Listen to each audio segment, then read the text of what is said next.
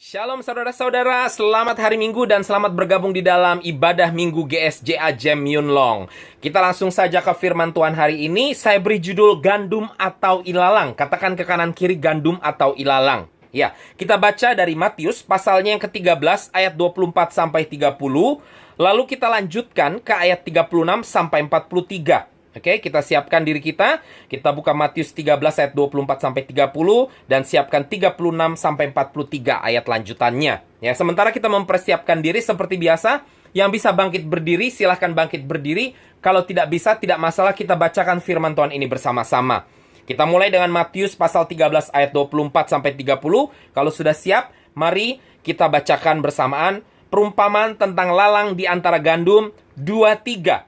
Yesus membentangkan suatu perumpamaan lain lagi kepada mereka. Katanya, hal kerajaan sorga itu seumpama orang yang menaburkan benih yang baik di ladangnya. Tetapi pada waktu semua orang tidur, datanglah musuhnya menaburkan benih lalang di antara gandum itu lalu pergi. Ketika gandum itu tumbuh dan mulai berbulir, nampak jugalah lalang itu. Maka datanglah hamba-hamba tuan ladang itu kepadanya dan berkata, Tuan, bukankah benih baik yang Tuan taburkan di ladang Tuan? Dari mana lalang itu? Jawab tuan itu, seorang musuh yang melakukannya. Lalu berkatalah hamba-hamba itu kepadanya, jadi maukah tuan supaya kami pergi mencabut lalang itu? Tetapi sang tuan berkata, jangan, sebab mungkin gandum itu ikut tercabut pada waktu kamu mencabut lalang. Biarkanlah keduanya tumbuh bersama sampai waktu menuai. Pada waktu itu aku akan berkata kepada para penuai, kumpulkanlah dahulu lalang itu dan ikatlah berberkas-berkas untuk dibakar. Kemudian kumpulkanlah gandum itu ke dalam lumbungku. Kita lanjutkan ke ayat 36 sampai 43. Maka Yesus pun meninggalkan orang banyak itu lalu pulang. Murid-muridnya datang dan berkata kepadanya, jelaskanlah kepada kami perumpamaan tentang lalang di ladang itu. Ia menjawab katanya, orang yang menaburkan benih baik ialah anak manusia, ladang ialah dunia. Benih yang baik itu anak-anak kerajaan dan lalang anak-anak si jahat. Musuh yang menaburkan benih lalang ialah iblis. Waktu menuai ialah akhir zaman dan para penuai itu malaikat. Maka seperti lalang itu dikumpulkan dan dibakar dalam api, demikian juga pada akhir zaman. Anak manusia akan menyuruh malaikat-malaikatnya dan mereka akan mengumpulkan segala sesuatu yang menyesatkan dan semua orang yang melakukan kejahatan dari dalam kerajaannya. Semuanya akan dicampakkan ke dalam dapur api. Di sanalah akan terdapat ratapan dan kertakan gigi. Pada waktu itulah orang-orang benar akan bercahaya seperti matahari dalam kerajaan Bapa mereka. Siapa bertelinga, hendaklah ia mendengar. Mari kita berdoa. Bapa di surga, kami bersyukur untuk firman Tuhan hari ini yang mengingatkan kami untuk berhati-hati antara gandum dan ilalang. Dan kami tentunya mau terus menjadi gandum Tuhan, seperti yang telah dijabarkan oleh firman yang baru saja kami baca. Untuk itu hari ini kami akan belajar Tuhan membedakan gandum atau ilalang Tuhan. Supaya kami mengerti bahwa kami adalah gandum dan kami jangan sampai terkena dampak negatif dari para ilalang tersebut Tuhan. Hari ini kami akan belajar tentang ciri-ciri ilalang supaya kami lebih mawas diri menghadapi ilalang-ilalang yang ada di sekitar kami. Berikan kami hikmat marifat Tuhan untuk mempelajari bahan hari ini. Dan sembunyikan hamba-Mu di balik salib-Mu supaya Engkau sendiri yang melayani setiap kami Tuhan. Di dalam nama Tuhan Yesus kami berdoa dan mengucap syukur. Haleluya, mari kita semua katakan amin. Puji Tuhan. Saudara, judul hari ini saya ulangi sekali lagi adalah gandum atau ilalang. Ini mengacu kepada dua hal. Yang pertama, pertanyaan kepada saya dan saudara. Anda gandum atau ilalang? Ya, saya berdoa kita semua berteriak bersama-sama, gandum. Puji Tuhan ya. Tetapi yang kedua, ini juga mengingatkan bahwa saya dan saudara perlu memiliki kemampuan untuk membedakan gandum atau ilalang. Mengapa demikian?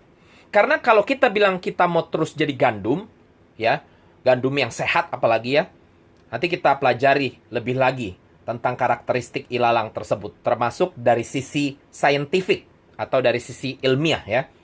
Yang jelas ilalang itu merugikan gandum. Ya, jadi kalau kita tidak mau sampai terkena dampak negatif dari ilalang, kita mau terus jadi gandum yang sehat, bertumbuh subur dan lain sebagainya, maka saudara tidak cukup hanya mengetahui bahwa saya ini gandum. Saudara perlu tahu yang mana yang ilalang di sekitar saudara, supaya saudara jangan sampai terkena dampak negatif dari mereka, atau lebih parah lagi, saudara terkontaminasi dan transformasi bukan yang positif, transformasi negatif berubah menjadi ilalang. Ya. Nah, kita akan pelajari hari ini tentang 4 ciri-ciri ilalang. Ya, katakan ke kanan kiri ciri-ciri ilalang. Yang pertama, saudara-saudara, ilalang itu serupa tapi tak sama dengan gandum. Serupa tapi tak sama. Ya, firman Tuhan saya ulangi sekali lagi, saudara-saudara. Ayat yang ke-30 dikatakan, biarkanlah keduanya tumbuh bersama sampai pada waktu menuai. Tuhan mengingatkan untuk tidak sembarangan mencabut ilalang. Kenapa? Karena takutnya saat ilalang dicabut, seperti ayat 29 mengatakan di sini, mungkin gandum itu ikut tercabut. Ya, kalau kita kembali lagi bahkan ke ayat yang ke-26, dikatakan di sini, ketika gandum mulai tumbuh, mulai berbulir, nampak juga lalang itu. Jadi di sini saudara-saudara, ya, pada saat gandum mulai tumbuh, anak-anak Tuhan mulai bertumbuh di dalam Tuhan, di dalam kebenaran firman Tuhan, ya, seringkali tanpa sadar ada lalang di sekelilingnya, ada ilalang di sekelilingnya yang juga mulai bertumbuh. Anak-anak lain yang tidak sungguh-sungguh dalam Tuhan, atau bahkan yang sebenarnya pura-pura sungguh-sungguh pada Tuhan, pura-pura percaya Yesus, ya, atau mungkin ya aktif bergereja tetapi tidak benar-benar sungguh-sungguh di dalam Tuhan, ya. Kalau seandainya orang-orang seperti ini langsung saja diusir misalnya dari gereja seperti itu, ya, jangan dikasih, ya, di gereja, dipotong langsung dari gereja, ya. Saudara, ini berbahaya karena apa? Karena gandum yang masih belum bertumbuh benar-benar, nggak kelihatan jelas itu, ya. Oh, benar-benar gandumnya. Itu bisa terpotong juga. Ya, tadi saya katakan berarti terkena dampak.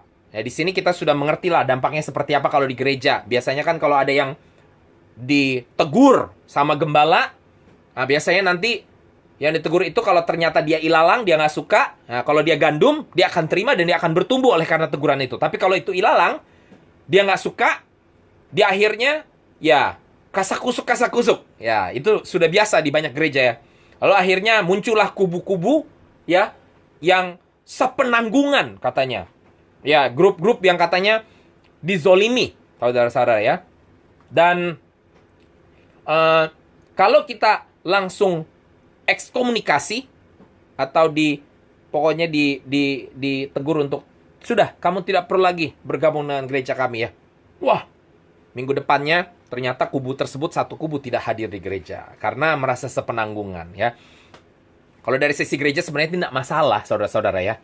Karena saya selalu bilang kalau orang yang bermasalah dan memang juga grup-grup ini mau ikutan bermasalah, silahkan keluar gitu, ya. Daripada bikin ribut di gereja. Tapi permasalahannya memang sebagai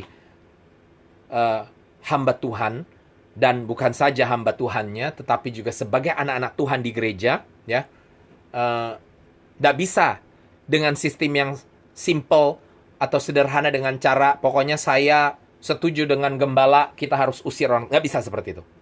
Karena kita harus pikirkan dampak daripada orang itu, ya, ilalang tersebut, kepada gandum-gandum yang lainnya yang sebenarnya nggak ngerti apa-apa. Mereka cuma merasa bahwa solidaritas. Teman saya dizolimi, ya, tanpa menyadari bahwa temannya itu bukan teman sebenarnya, ya, itu ilalang sebenarnya, ya. Jadi kita harus pikirkan tanggung jawab kita sebagai anak-anak Tuhan untuk memastikan gandum tetap bertumbuh, saudara-saudara, ya. Itulah sebabnya Tuhan mengingatkan jangan langsung potong, biarkan bertumbuh, karena lewat pertumbuhan tersebut akan terlihat dengan jelas nanti siapa ilalang, siapa gandum, ya. Jadi lewat pertumbuhan tersebut terus kasih makan. Karena nanti ciri-ciri ilalang yang berikutnya saudara akan lihat bahwa biar bagaimanapun mau ditumbuhkan, ilalang tidak akan tumbuh menjadi gandum, ya. Jadi yang gandum kalau diizinkan terus bertumbuh, maka dia akan bertumbuh menjadi gandum, saudara-saudara. Jadi biarkan saja, dua-duanya juga diberikan firman Tuhan, tetap diizinkan, ya, sampai kelihatan jelas sendiri. Nanti nggak perlu kita ngomongin, kelihatan jelas yang gandum yang mana, yang ilalang yang mana, saudara-saudara. Yang jelas tapi, saya dan saudara yang sudah benar-benar gandum dan bertumbuh dengan sehat, tidak terlepas dari ancaman ilalang ini sekali lagi. Itulah sebabnya saya dan saudara perlu mengetahui ciri-ciri ilalang supaya tetap mawas diri. Tetap kita bisa tahu, oh yang ini karakter-karakter berbahaya ini harus saya lebih bijaksana lagi menghadapinya. Baik itu gembala kah, hamba Tuhan, staf pastoral kah, pengerja kah, termasuk jemaat. Oh, kalau saya bergaul dengan ini, ntar saya bisa kebawa nih, ya. Itu kita harus tahu supaya kita bisa berhati-hati dengan siapa kita bergaul, termasuk orang-orang yang ada di dalam lingkungan gereja, saudara-saudara, ya. Karena apa? Karena orang-orang yang ilalang di dalam gereja ini nanti saudara lihat karakter-karakternya, saudara, ciri-ciri lainnya, saudara-saudara, ya. Tanpa sadar, saudara bisa berubah memiliki ciri-ciri yang sama dengan mereka. Dan itu kita tidak mau, ya. Amin. Untuk itu yang pertama, paling penting saudara mengetahui dulu bahwa ada bahaya di mana ilalang dan gandum itu mirip-mirip. Beda-beda tipis. Ya, kalau masih baru bertumbuh itu beda-beda tipis. Jadi harus hati-hati, saudara-saudara. Ya. Firman Tuhan di ayat yang ke 26 dikatakan di sini, ketika gandum itu tumbuh mulai berbulir, nampak juga lalang itu. Jadi itulah sebabnya kita diingatkan, ya kalau di awal-awal itu, ya itu kelihatannya mirip-mirip, saudara-saudara. Makanya biarkan bertumbuh supaya kelihatan jelas yang mana gandum, mana ilalang. Ya, kalau di awal-awal, ya kita juga masih belum terlalu dewasa rohani, ya mirip-mirip, saudara-saudara. Bahkan ilalang bisa kelihatan lebih dewasa rohani daripada yang gandum, gitu loh. Ya, itulah sebabnya kita harus hati-hati. Ya, hanya karena seseorang terlihat religius, seseorang terlihat aktif di gereja, seseorang terlihat positif sekali, hati-hati. Ya, firman Tuhan mengatakan kenali segala sesuatu dari buahnya. Ya, nggak mungkin yang namanya buah mangga, pohon mangga ya, berbuah durian. Pohon mangga pasti berbuah mangga. Ya, manis, harum ya. Tidak sakit kalau dipegang. Nggak mungkin berbuah durian. Nancep sana-sini. Ya. Jadi, kenali dari buahnya, saudara-saudara. Jadi, mau kelihatan ke gereja teruskah setiap minggu? Kenali dari tutur katanya, kelakuannya, dan lain sebagainya, saudara-saudara ya. Karena, saudara memang serupa. Tetapi ingat juga, ciri-ciri yang pertama ini tidak cuma dikatakan serupa. Serupa, tapi tidak sama, saudara-saudara. Kenali ini, ya. Itu ciri-ciri yang pertama. Yang kedua, saudara-saudara, ciri-cirinya lebih jelas lagi, ya. Ini berbicara kepada karakter tadi saya katakan, ya. Seiring waktu kita akan mulai mengenali lebih lagi. Ini memang serupa-serupa nih. Tapi saudara sampai ke poin yang kedua ini, saudara mengenali bahwa, oh ini pasti ilalang. Kenapa? Karena firman Tuhan ayat 41 mengatakan, anak manusia akan menyuruh malaikatnya untuk mengumpulkan segala sesuatu yang menyesatkan. Jadi, ilalang ini menyesatkan, saudara-saudara. Ya, ciri-ciri kedua dari ilalang, mereka menyesatkan.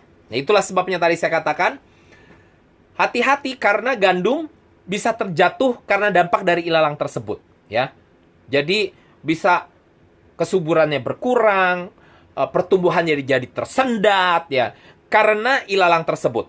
Tapi bukan berarti serta-merta gandum tersebut langsung mati. Tadi seperti saya katakan, ya puji Tuhan kalau ada yang terkena dampak atau terkena pengaruh gitu ya. Tapi segera sadar, nah puji Tuhan, bisa kembali bertumbuh sebagai gandum yang subur. Ya, tapi kalau sampai transformasi yang negatif, akhirnya malah berubah jadi ilalang dan malah ciri-cirinya, karakternya jadi kayak ilalang, ya itu sayang sekali, saudara-saudara ya. Nah, itulah sebabnya kita harus mengerti bahwa ilalang itu menyesatkan. Jadi kita hati-hati ya. Kalau kita sudah menyadari bahwa ada orang-orang tertentu yang ini tampaknya ilalang ini, ya. Saudara hati-hati dengan apa yang saudara dengarkan ya dari orang tersebut ya. Apakah itu sampah, apakah itu racun yang dapat meracuni saudara dan akhirnya merusak saudara, merusak iman saudara, merusak kedewasaan rohani saudara. Itu hati-hati, saudara-saudara. Karena mereka akan mengeluarkan masukan-masukan yang menyesatkan, saudara-saudara, yang membuat pertumbuhan rohani saudara tersendat, saudara-saudara ya.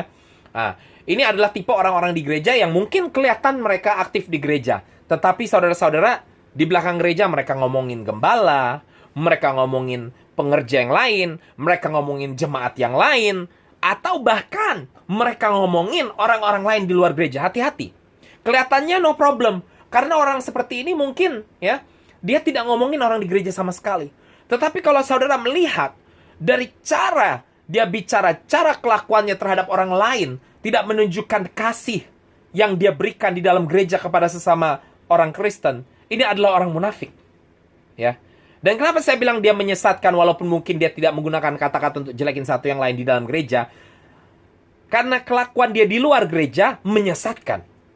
Menyesatkan itu artinya membuat orang tersesat, membuat orang salah jalan, membuat orang salah kaprah, salah mengerti, dan lain sebagainya. Orang-orang yang seperti ini, kelihatannya rohani dan lain sebagainya di gereja, tapi di luar kelakuannya tidak baik dan malah menjadi batu sandungan bagi orang lain.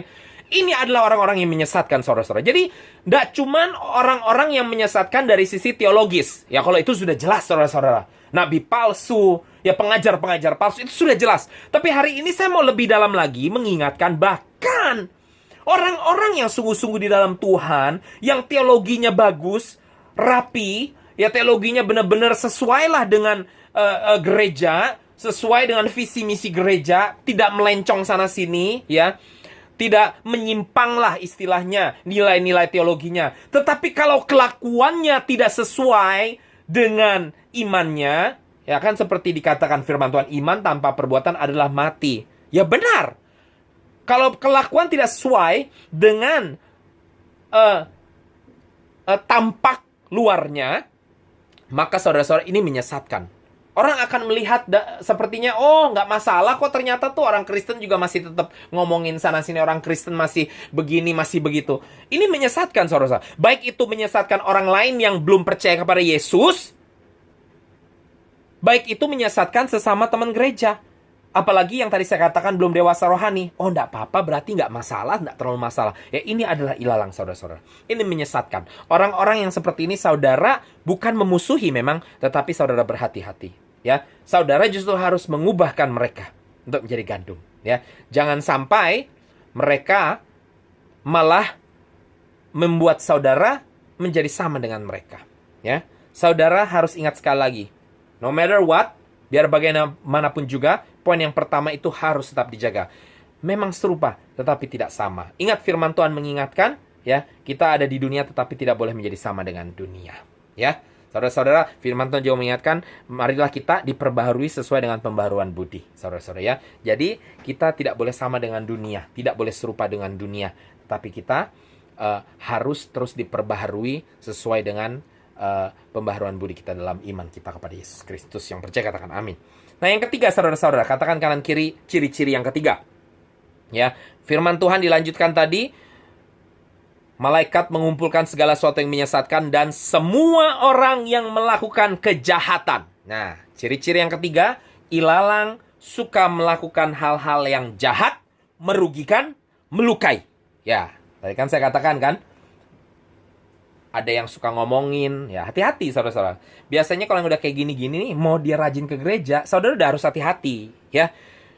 Dan masalahnya biasanya orang seperti ini akan lakukan yang sama lagi dan lagi dan lagi. Biasanya terus gitu mereka bikin kekacauan di gereja yang satu, ribut sana-sini, pindah ke gereja yang lain, sama permasalahan di gereja tersebut juga. Karena memang mereka yang masalah, bukan gerejanya yang masalah, sebenarnya mereka yang masalah karena mereka ilalang, saudara-saudara. Dan mereka suka lakukan kejahatan, mereka suka buat onar, mereka suka merugikan orang lain, mereka suka melukai orang lain. Apakah itu dengan perkataankah, ataukah dengan kelakuannya kah, dan lain sebagainya. Ya, saya mau kasih saudara-saudara definisi daripada ilalang secara ilmiah. Ya, dari Wikipedia. Alang-alang atau ilalang atau lalang ialah sejenis rumput berdaun tajam yang kerap menjadi gulma di lahan pertanian. Orang Belanda menamainya snijgras karena sisi daunnya yang tajam melukai. Saudara, jadi ilalang ini melukai, saudara-saudara. Selanjutnya lebih lagi tadi dikatakan ilalang ini menjadi gulma di lahan pertanian. Apa gulma itu? Gulma adalah tumbuhan yang tumbuh di sekitar tanaman budidaya yang kehadirannya tidak diinginkan pada lahan pertanian karena menurunkan hasil yang bisa dicapai oleh tanaman produksi, juga menjadi sarang hama dan penyakit. Ilalang di dalam gereja adalah penyakit. Jadi saudara-saudara hati-hati. Walaupun sekali lagi kita terpanggil untuk menyembuhkan penyakit tersebut, Kalaupun ada ilalang di dalam gereja, kita percaya oleh karena kasih Kristus dan kuasa Tuhan, orang-orang ini kalau kita yang lebih berpengaruh dan mengarahkan mereka bisa juga menerima kerajaan Tuhan. Tapi jangan sebaliknya, kita yang malah terbawa, saudara-saudara. Kita yang malah terjangkit penyakit tersebut. Kita harus hati-hati, kita harus ingat. Ya, ini orang-orang udah jelas ciri-cirinya saat kita melihat menyesatkan, merugikan, melukai. Ya, saudara harus lebih hati-hati. Amin, haleluya. Ya, jadi bukan berarti orang-orang ini harus semuanya total jahat. Ya, ada yang memang total jahat itu benar-benar ya udah di-cut aja, itu enggak masalah. Ya kan tadi dikatakan kalau memang sudah kelihatan jelas, sudah bertumbuh, kelihatan jelas, cut saja enggak masalah. Jadi kadang-kadang ada yang di-cut enggak masalah. Tapi bukan berarti semua ilalang itu bisa jahat. Bahkan secara ilmiah, ilalang itu ternyata banyak gunanya juga, saudara-saudara. Ya, ada yang dikatakan bisa untuk melindungi tanah, ya, bisa dijadikan jerami untuk rumah, atap rumah, ya. Jadi ada gunanya juga ternyata, ya, ilalang. Dan saya percaya di dalam gereja juga Tuhan izinkan ilalang-ilalang ada untuk menumbuhkan iman saya dan saudara-saudara. Karena biasanya orang-orang seperti ini yang mengojok-ngojok kita punya kesabaran, ya. Jadi lewat orang-orang ini kita justru bisa belajar sabar. Kita nggak bisa bilang diri kita sabar saat kita tidak pernah terekspos dengan orang-orang yang membuat kita pengen marah-marah, ya. Jadi memang mereka ada kegunaannya juga, ya.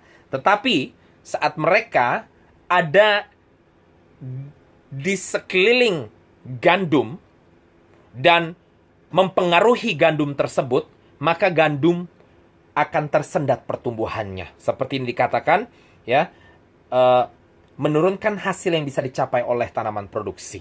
Jadi saudara-saudara, ilalang ini kalau terus ada nempel dengan kita, kita izinkan mempengaruhi kita, maka itu akan menghambat pertumbuhan rohani saya dan saudara-saudara.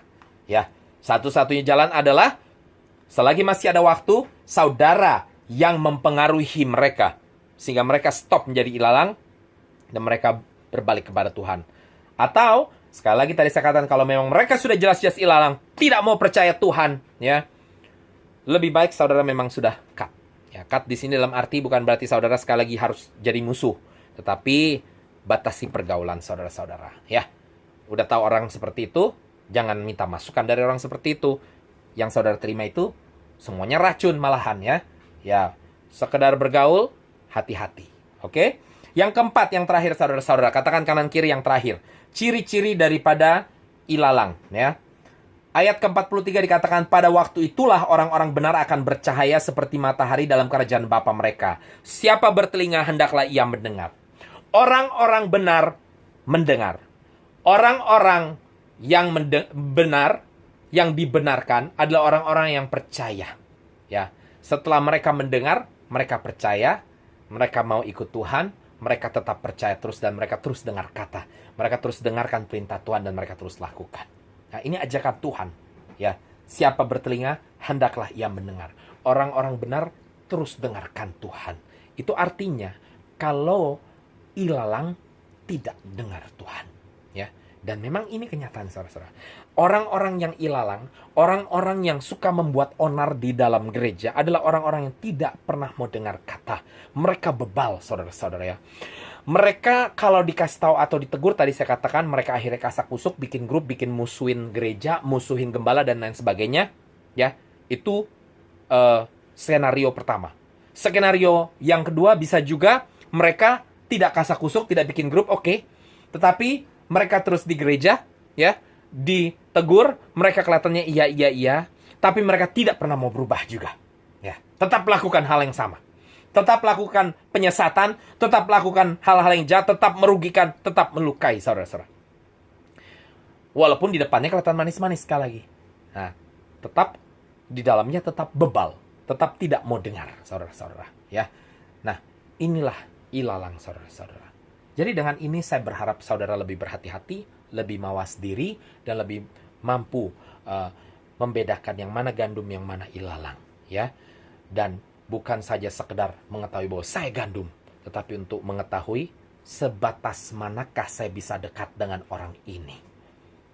Dan saudara bisa mengetahui bahwa orang ini adalah orang yang harusnya saya yang lebih berpengaruh kepada orang ini, bukan sebaliknya. Ya, untuk itu saudara, mari kita terus ingatkan kepada diri saya dan saudara-saudara ya, mengenai perumpamaan tentang gandum dan ilalang ini. Mari kita kenali ciri-ciri ilalang. Ilalang itu hati-hati. Ilalang serupa tapi tak sama dengan gandum. Ilalang menyesatkan. Ilalang suka melakukan hal yang jahat. Mereka merugikan, mereka melukai, dan ilalang tidak dengar kata. Mereka bebal. Kita, saya dan saudara, gandum. Kita adalah sebaliknya. Saudara, kita bukan serupa, tapi kita memang gandum. Ciri-ciri kita memang benar-benar gandum. Dan kita tidak menyesatkan, saudara, kita diarahkan, kita terarah, dan kita mengarahkan kepada Yesus Kristus. Dan saudara, kita tidak suka melakukan hal yang jahat, tidak mau merugikan, tidak mau melukai. Kita senang dengan hal-hal yang baik, kita mau menyembuhkan orang bahkan.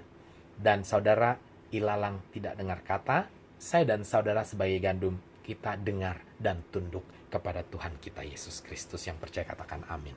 Saya berdoa supaya saya dan saudara akan terus menjadi gandum, dan saya dan saudara akan mampu untuk juga memastikan yang tumbuh di sekeliling kita adalah gandum, bukan ilalang. Dan kalaupun itu ilalang, sekali lagi kita akan diberikan hikmat untuk mengizinkan itu bertumbuh, ya.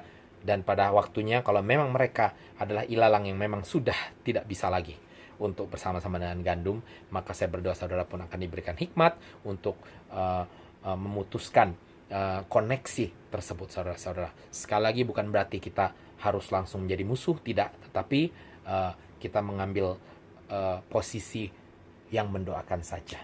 Artinya, biarlah Tuhan yang menjangkau ilalang tersebut. Karena bagi Tuhan bukan tidak mungkin ilalang untuk diubahkan menjadi gandum. Tapi bagi saya dan saudara masih manusia, tetap harus hati-hati. Jangan sampai gandum dirusak oleh ilalang. Amin. Haleluya. Mari kita berdoa. Bapa di surga, kami bersyukur hari ini kami diingatkan tentang keberadaan kami sebagai gandum dan keberadaan orang-orang yang mungkin bisa membahayakan kami karena mereka ilalang. Tuhan, terus ingatkan kami agar kami terus tetap menjadi gandum, dan kami terus berhati-hati terhadap orang-orang yang ilalang di sekeliling kami, Tuhan. Kami bersyukur untuk firman hari ini, Tuhan, dan kami mau menyerahkan seluruh kehidupan kami ke dalam tangan-Mu saja. Di dalam nama Tuhan Yesus kami berdoa dan mengucap syukur.